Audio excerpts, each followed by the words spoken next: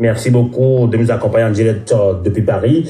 Alors, comment dois-je présenter encore une fois Kofi Yagnam aux auditeurs ou aux compatriotes, puisqu'il y a un long silence et on ne vous voit plus sur la scène politique, surtout sur le terrain. Est-ce que c'est un recul tactique, Kofi Yagnam? Oui, en fait, oui, on peut l'appeler comme ça. Disons que j'ai eu à remarquer, à comprendre que je voyais un peu mieux de loin que lorsque j'ai le nez sur le guidon. Vu ainsi, ça peut être effectivement qualifié de recul. Mais ça va venir. D'accord. Eh bien, justement, votre parti a un représentant au sein de l'hémicycle à l'Assemblée nationale togolaise. Et quelle lecture faites-vous du dernier développement relatif aux questions des réformes? Quelle est la position de votre parti? Oui, écoutez, en effet, nous avons une députée qui défend parfaitement nos positions à l'Assemblée nationale togolaise. D'ailleurs, je vais vous faire une révélation. En juillet 2014, c'est-à-dire il y a 6 mois, nous avions déposé une proposition de loi en 2 morceaux. Premier morceau, le scrutin à 2 tours. Deuxième morceau, la limitation du nombre de mandats du président. Et si je vous disais que, comme nous n'avons pas de groupe, elle est toute seule, il a bien fallu demander à un groupe de porter cette proposition de loi. L'ANC, par la voix de Isabella Mekanvi, a expliqué à ma députée que eux, ils ne pouvaient pas porter cette proposition de loi-là, ce n'est pas possible. Juillet 2014. Alors, pourquoi fallait-il attendre au dernier mois pour enfin déposer une proposition de loi, d'ailleurs grâce à Aimé Gogué? Je ne comprends pas. Voilà, je ne comprends pas. Cette assemblée, elle est en fonction depuis juillet 2013. Vous pouvez me dire combien de propositions de loi l'opposition a déposées à l'Assemblée nationale? Voilà, je ne comprends pas. D'accord. Eh bien, justement, cet entretien, ce sera par rapport au dernier développement politique au Togo. D'aucuns soutiennent que sans réforme, le scrutin de 2015 est perdu d'avance. Alors, quelles réflexions, ces propos vous inspirent, Kofi Yagnam? D'abord, aucune élection n'est jamais perdue d'avance. On dit en français que ne sont pas perdues que les guerres qu'on a refusé de commencer. Donc, il ne faut pas dire ça. Aucune élection n'est perdue d'avance. Deuxièmement, il n'y a pas de rapport entre le fait de gagner l'élection et le fait de faire des réformes. Si nous nous préparons bien, si nous sommes unis, cette élection, on peut parfaitement la gagner. Ce n'est pas d'ailleurs, l'unité seule ne suffit pas, vous l'avez dit tout à l'heure dans votre édito. On s'unit derrière un projet de société, puis un programme de gouvernement. Je n'ai pas réussi à faire ça à cette opposition.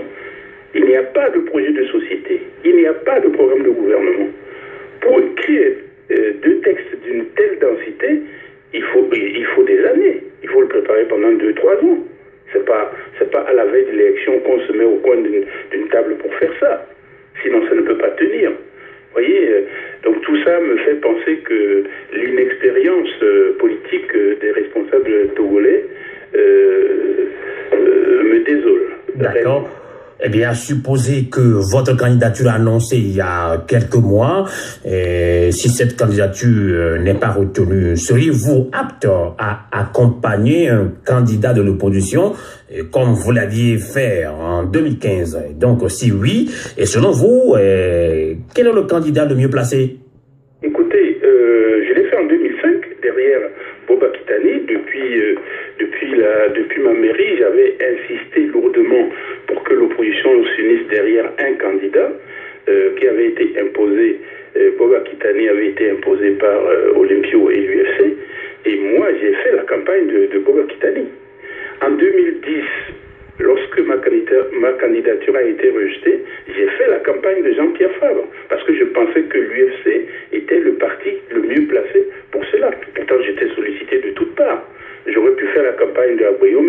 par exemple. J'aurais pu faire la campagne de Madame Yamabo, qui appartient à un parti qui est plutôt dans ma propre idéologie, un parti de gauche. La CDP est un membre de l'Internationale socialiste. Vous voyez, tout ça. Mais aujourd'hui, je ne veux pas dire que je suivrai un candidat avant que tous les efforts de rassemblement ne soient faits. Une fois qu'on n'a pas abouti, alors je choisirai à ce moment-là. Si je le dis aujourd'hui, ils vont tous se dire, voilà, on est prêt à le faire, on n'a qu'à y aller tous, etc. Non, il faut qu'il n'y en ait qu'un qui aille. D'accord. Eh bien, pourquoi une candidature de l'opposition, ça, l'Alliance nationale pour le changement? Avez-vous quelque chose de particulier à reprocher à ce parti qui pourtant est bien implanté dans tout le Togo, Kofi Amyan? Non, pas du tout. Je ne reproche rien à l'ANC. Je sais que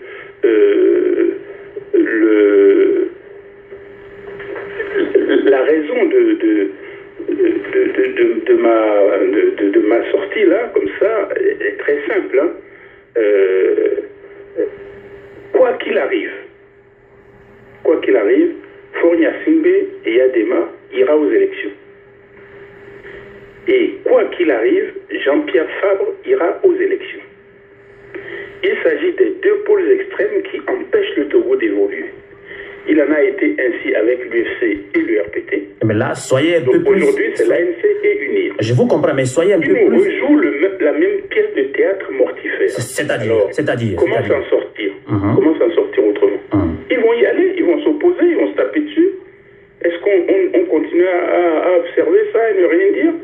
Voilà, c'est tout. Et donc, moi, je me dis que dans ces conditions-là, on aurait pu trouver, non pas une candidature unique, c'est pas le mot que j'utilise, je dis une candidature commune à trouver entre tous les autres partis, ADI, CAR, CDP, ACCP, CPP, MCD, Sursaut, UFC, USD, il y en a plein. Pourquoi on ne pourrait pas laisser les deux là partir, parce que de toute façon ils iront, et qu'on ne créerait pas une troisième voie pour dire voilà, nous on a un candidat commun qui va défendre des choses très simples, l'avènement et l'installation de la démocratie dans notre pays. Voilà. Et puis on serait trois candidats à y aller. Et le peuple jugera. Et Kofi Yamyan, je pense que votre logique serait un peu compliquée à faire comprendre à plusieurs des Togolais qui ne peuvent pas comprendre pourquoi vous ne voulez pas, vous voulez éloigner plutôt l'ANC qui est bien implantée et qui fait du bon travail, qui fait du travail de rassemblement actuellement du nord au sud. Depuis des années, ils sont dans les rues à opter pour les réformes politiques avant toute élection. Et ça continue toujours encore une fois à Lomé les mobilisations. Là, je pense que vous n'arrivez pas à convaincre beaucoup d'auditeurs qui m'envoient quand même déjà des messages sur notre page Facebook, Kofi Amyan. Bon, écoutez, moi je ne conteste absolument pas le travail effectué par l'ANC. Je conteste l'orientation qu'elle prend, la stratégie qu'elle met en place. Je sais, les gens peuvent être contre. Il ne sert à rien, en effet, d'avoir raison trop tôt. Il ne sert à rien d'avoir raison tout seul. Ce dont je suis persuadé, c'est que nous allons à l'échec. Voilà. Donc, moi, je proposais, quand on dit on va à l'échec, d'accord, mais quand on dit ça, il faut proposer quelque chose. Et je propose quelque chose. Ça peut ne pas plaire, mais ceux à qui ça ne plaise pas proposent autre chose, et on en débat. Moi, je suis ouvert. D'accord. Une dernière question rapidement pour vous libérer un candidat depuis Paris. Après l'insurrection populaire au Burkina Faso qui a chassé Blaise Compaoré, beaucoup de Togolais croient actuellement à une révolution, plutôt à des élections pour renverser la famille Gnassingbé au pouvoir depuis près de 50 ans. Alors, Kofi Amyan, quelle est votre lecture de la situation? Je crois qu'il ne faut pas trop faire rêver les gens. Le peuple togolais n'est pas le peuple burkinabé. Les Mossi, c'est des guerriers. Les Togolais, cette bande de terre insérée entre le Mono à l'est et la Volta à l'ouest et qu'on appelle le Togo, est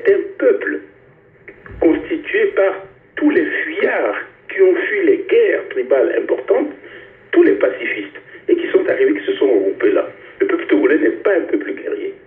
Donc nous ne ferons pas la révolution, ce n'est pas vrai. Je n'y crois pas un seul instant. Kofi Yamian, est-ce que vous vous souvenez quand même du 5 octobre 90? Vous vous souvenez du 5 octobre 90 au Togo? Non, mais vous avez vu comment ça s'est terminé. Vous avez vu comment ça s'est terminé. Comment ça se fait que le 7 octobre 80, le 5 octobre 90, les gens sont allés si loin et que finalement ça a échoué. Pourquoi ça a échoué? C'est ça la question qu'il faut se poser. Et moi je peux vous dire que, et en plus, l'armée togolaise n'est pas l'armée burkinabé. Hein. Donc je doute fort que ce soit le chemin à montrer aux gens. Moi je pense que ce pouvoir peut être battu dans les urnes. Il faut s'en donner les moyens. D'accord. Les moyens, c'est un programme commun de gouvernement et un candidat unique au présidentiel. D'accord. Et deuxièmement, c'est la surveillance des urnes, la surveillance de la proclamation des résultats. On peut battre ce pouvoir pacifiquement. D'accord. En tout cas, merci Kofi Yamian de nous avoir accompagnés en direct depuis Paris. Bonsoir chez vous.